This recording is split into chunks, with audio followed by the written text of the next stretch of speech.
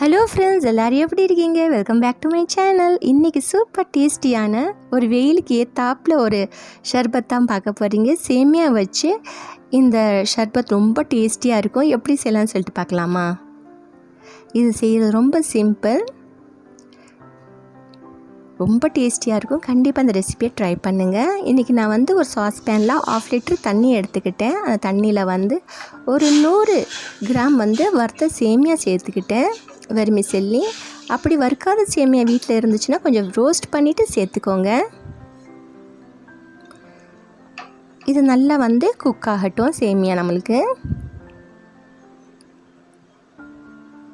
Over cook மட்டும் ஆகாமல் பார்த்துக்கோங்க.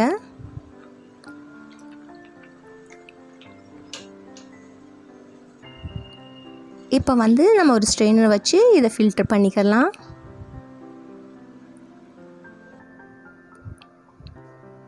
அதோட குக்கிங் ப்ராசஸ் ஸ்டாப் ஆகிறதுக்கு ஒரு சில் தண்ணி ஊற்றிக்கிட்டேன். ஒரு நார்மல் வாட்டர் ஊற்றிட்டு இது ஓரமாக இருக்கட்டும்.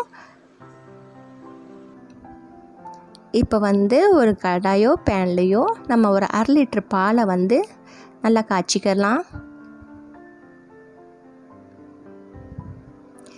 ஃபுல் ஃபேட் மில்க் எடுத்துட்டிங்கன்னா நல்லா டேஸ்டியாக இருக்கும் இந்த ரெசிபிக்கு.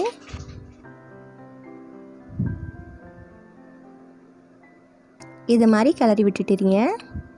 பால் நல்லா காஞ்சிட்ட பின்னாடி நம்ம என்ன செய்யலாம்னா ஒரு சின்ன பவுலில் ஒரு 2 டேபிள் ஸ்பூன் கஸ்டர்ட் பவுடர் சேர்த்துக்கிட்டேன். வெண்ணிலா ஃப்ளேவர் கஸ்டர்ட் பவுடரை ஒரு 1/2 கப் பால் சேர்த்தாச்சு. இப்போ இது நல்லா கலந்துக்கலாம்.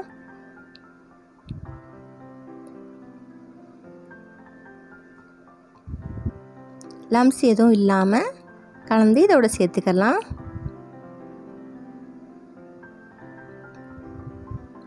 பால் நம்ம கஸ்டர்டை சேர்க்கணுன்னா சூடு இல்லாத பாலாக சேர்த்துக்கோங்க. இப்போ இதை நல்லா ஒரு 2லேருந்து 3 நிமிஷம் மிதமான சூட்டில் அப்படியே நல்லா இது குக் ஆகட்டும்.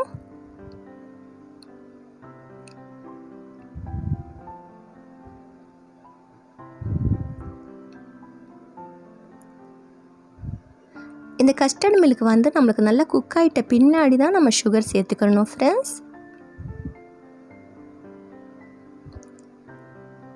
இப்போ குக் ஆயிடுச்சு. அதோட சர்க்கரை இன்றைக்கி 1/2 கப்பு சர்க்கரை சேர்த்துக்கிட்டேன். இது ஒரு 100 கிராம் சர்க்கரை இருக்கும்.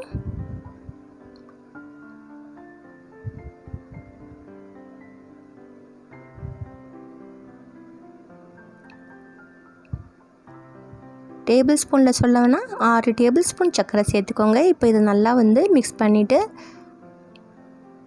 நல்லா எல்லாம் சேர்ந்து ஒன்றா குக் ஆகட்டும். ஒரு 2 நிமிஷத்துலேயே நல்லா குக் ஆயிரும்.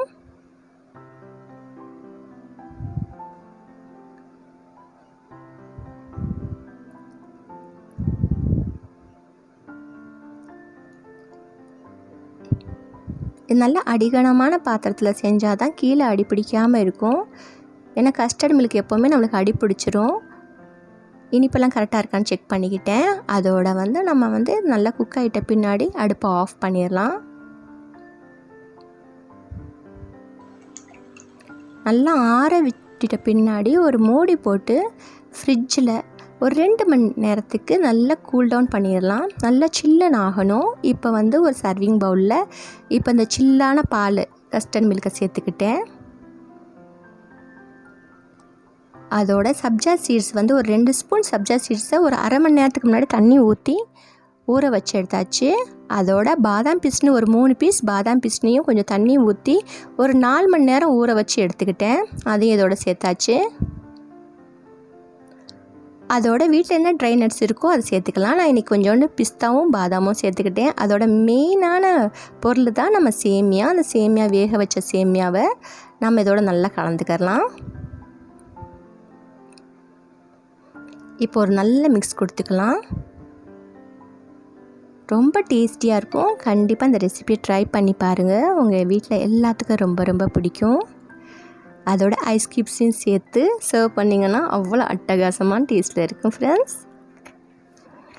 இது வரைக்கும் நம்ம சேனலை சப்ஸ்கிரைப் பண்ணலைன்னா சப்ஸ்கிரைப் பண்ணி வச்சுக்கோங்க. வீடியோ பிடிச்சா லைக் பண்ணுங்கள். ரொம்ப ரொம்ப பிடிச்சா ஃப்ரெண்ட்ஸ் அண்ட் ஃபேமிலி மெம்பர்ஸை கண்டிப்பாக ஷேர் பண்ணி விடுங்க.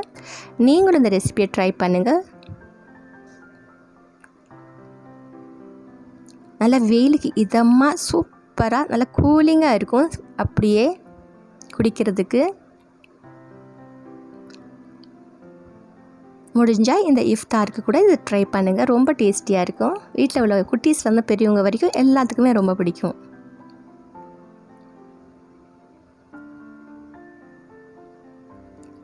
சேமியா கஸ்டர்ட் மில்க் ஷர்பத் ரெடி ஆயிடுச்சு. ஓகே ஃப்ரெண்ட்ஸ், தேங்க்ஸ் ஃபார் வாட்சிங் and take it. Tata, bye bye.